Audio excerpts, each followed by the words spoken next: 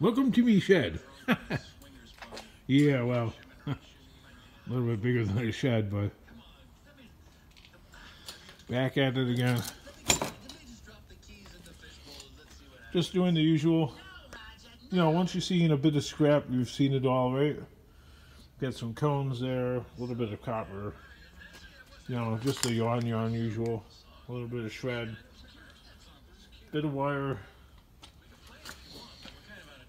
This is cold weather scrapping. You know, for the times when there's nothing out there really to be found. And when there was a lot of stuff out there, that's what this hoard life was all about. And now that there's not much scrap out there, I guess I can dedicate my time to picking through it. Which, yeah, some people call this micro scrapping. I don't really care for that word. It's more like a bit of scrap processing. I don't know, I've looked in this barrel like about 500 times. Because sometimes you get to the point where you got so much stuff to work through that you almost don't want to do it. It's like having writer's block. You know what I mean? But these slow days will give me time to... What I would like to do is make a shed, like a room in here that pretty much starts from, I don't know, this area here somewhere, maybe from that beam. So this is still kept open, so it's not enclosed, and just enclose this area from like that beam all the way to that wall, and then from like that beam coming back out here. So it would give me, I've moved these big bars out of the way. They're back here, these steel beams. Then you know, it's project number, 2863. I wanted to use these steel support beams to put in my garage at home. And I could park, one car under it and then another one on top. And I could create some empty floor space at the garage, because once I get that house perfect, I mean, the outside, exterior, beyond perfect, like better homes and garden perfect, then I'm going to start banging away on metal on the weekend when the government's not driving around, or after 5 o'clock when they're not employed, when they're not working.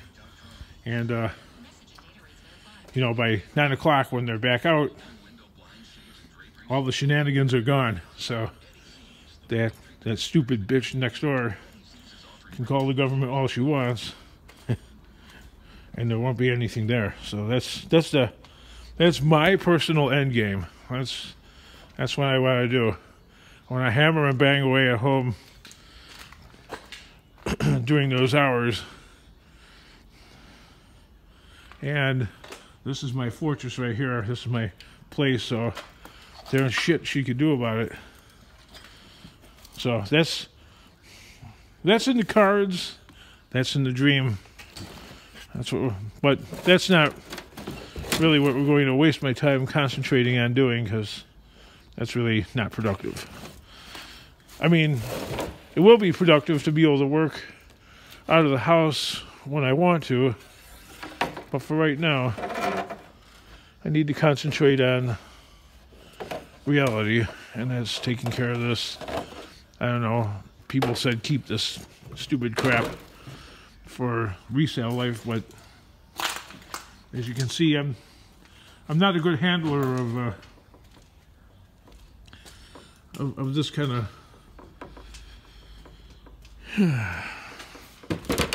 that kind of nonsense. I need to get this battery charger connected to this thing here so I can fire this beast up and get it back up on the road. Take care of the tires. They've all gone flat. They're actually, these tires are not actually trustworthy though, so not sure what I'm gonna do there.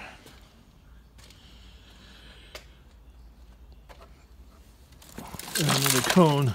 So when I'm walking around in this place, anytime I run across a cone, I'm putting them in the bin. Why is it crazy like this? Well, it was disorganized. Oh God, it was disorganized from moving out of the storage locker that I used to have, and then moving. Actually, wait. I have to keep going. My first warehouse was somewhat organized, actually, believe it or not. But then, you know, when I got evicted, then I had to cram everything into a storage locker, and then I was operating out of a storage locker, and that was just pure hell. It was horrendous. I wasn't operating out of a storage locker the way Free is Better is doing it. I mean, there was stuff, you know, crammed to the rafters. And, yeah, that didn't go very well. And I had that place pretty much from 2011 all the way up until, I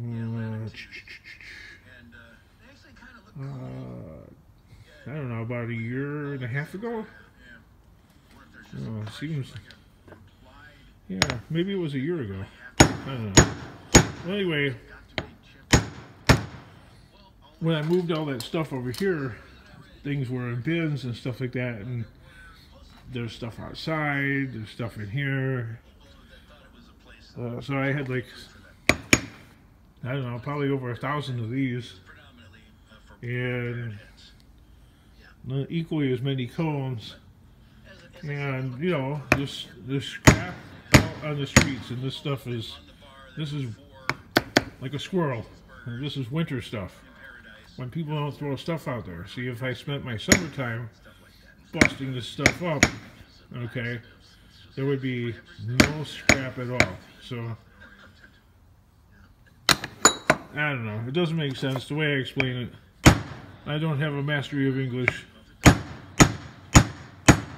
All I know is you hunt and you gather, okay, and you store away for the winter time. And I've been doing this for a long time, and every year it slows down.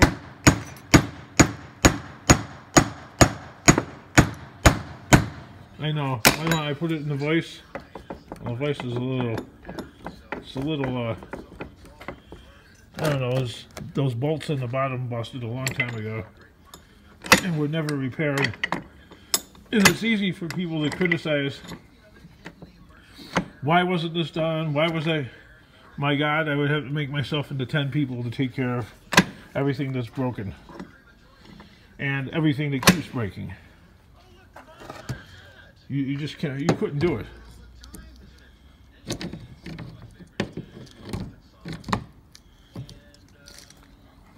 That's not the right scrapper spirit, though. You know, scrapper spirit is more of a can-do attitude. And when you keep saying you can't, but you gotta remember, I'm one guy, and this is not. I mean, I'll claim it's a hobby, but it's not really at hobby level. This kind's got a dual weld. There's a weld there and a weld here, and I was trying to break the weld right there, and apparently it's not working. I don't know, it looked like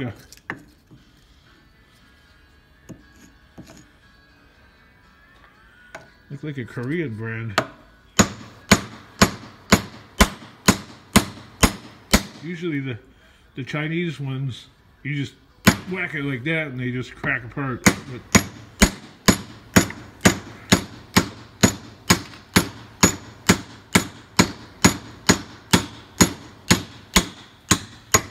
I know I have a larger hammer, so I could use this, but for some reason the sledge doesn't crack those as well.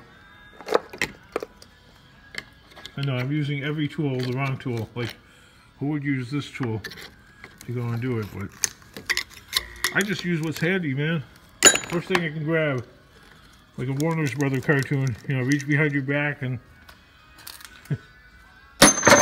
what you need is right at hand. Kingdom, your glib approach to life. Yeah, I know, right? Let's see, where should I put the camera? Like it matters, right?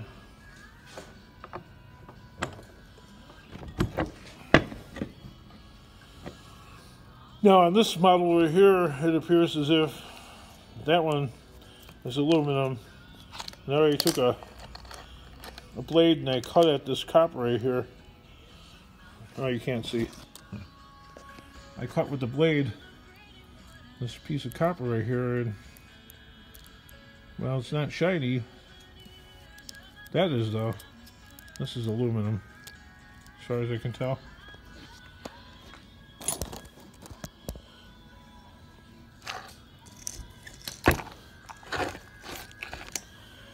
I'll put the camera somewhere where it won't bounce so much when I'm hitting this stupid thing. I don't know where that would be. We could try it here, but I doubt whether that's going to work. Yeah, lightweight. That's aluminum, so where is my aluminum bucket?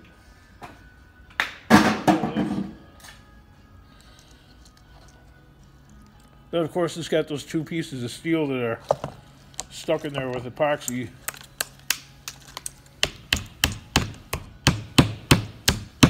Sure, I could use where's the chisel at?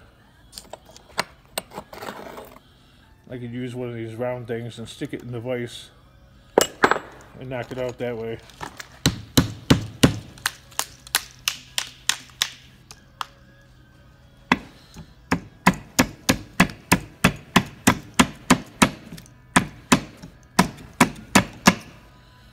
But even though I have the right tools to do the job, I don't use them always.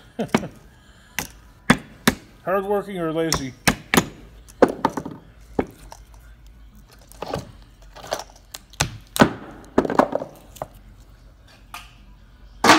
There you go. You got a piece of wire too, right? There's my wire bucket.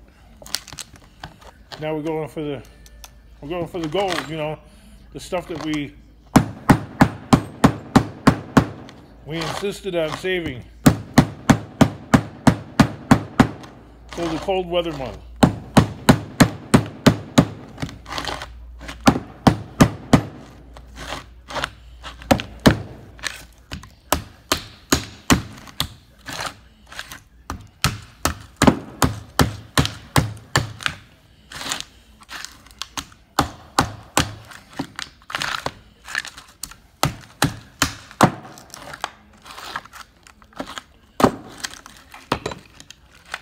And we have some shredded steel, right? I'll just go toss that in the bucket over here. Oh, sounded like I cracked the plastic. Oh well. And we have some red gold. Look at that. You can tell by the sound there.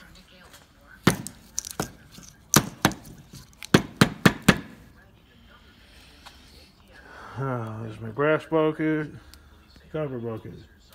This is like, I really need like an ounce scale, but these are close to a pound.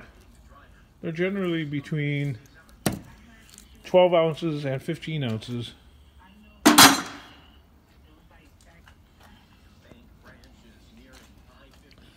Here's another one.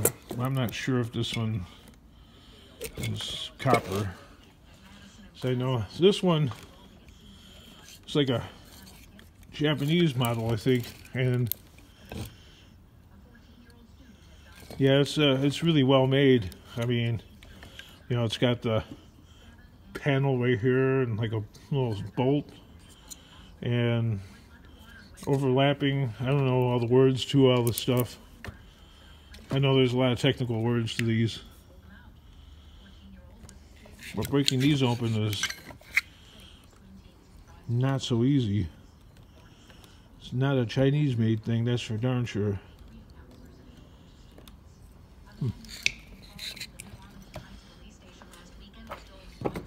I know Ian Matthews' shop is not a disaster like this, and he would be all set up to rip that thing apart, take it to bits. But we're not.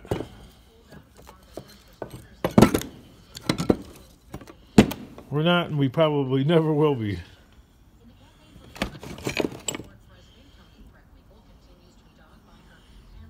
I'm trying to figure out what the best way to... These are actually worth taking apart compared to like taking an electric motor apart, because sure, an electric motor might have almost as much or just as much copper in it as something like this, but what's the problem? The problem is getting the electric motor apart, taking it apart. Taking it apart in, how long did it take me to take that other one apart? Not very long, did it?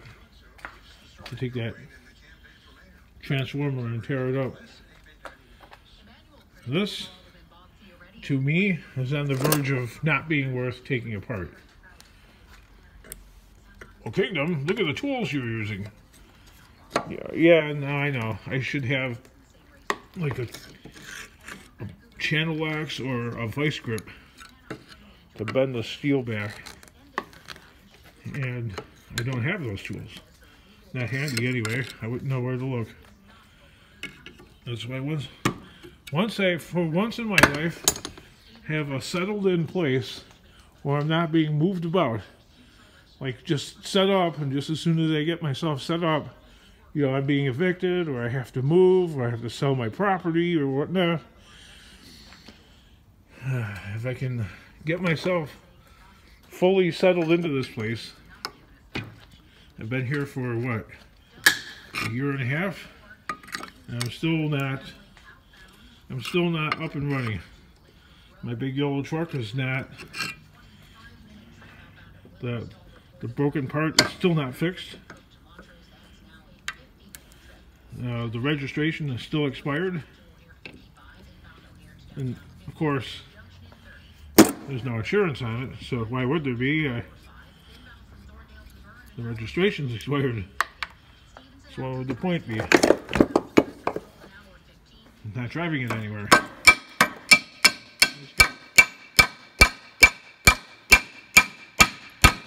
It's got that little bolt in there helping to hold it together, and this is not going to be easy to rip apart, and I probably will give up on it because of that.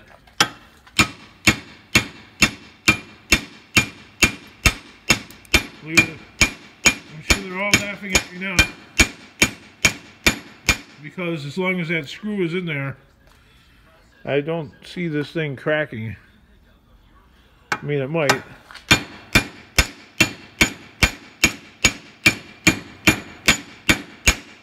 Well, Kingdom, now you've bent it enough where there's too much pressure on that screw to come out ever anyway. Probably right. I'm showing you what not to do.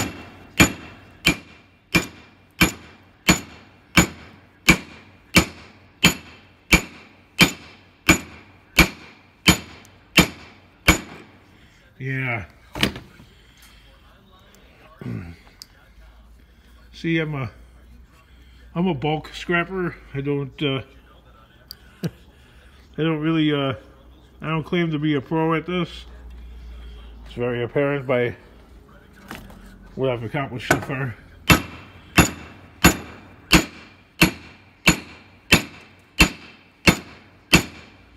That's why I have a compared to before, okay, I know I seem like I'm uptight, which I am, but man, when it comes to how I was before, all the time, because I would get so aggravated about